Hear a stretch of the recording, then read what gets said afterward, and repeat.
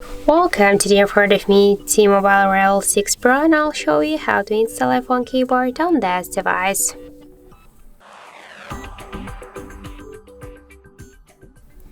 So first let's open the Play Store application, and here in the search bar we should enter Green Apple Keyboard.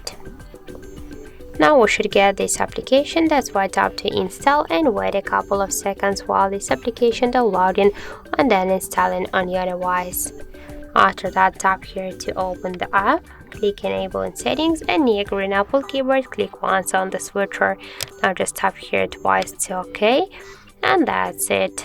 After that, let's go back, tap to the switch input methods and switch your currently keyboard to Green Apple Keyboard.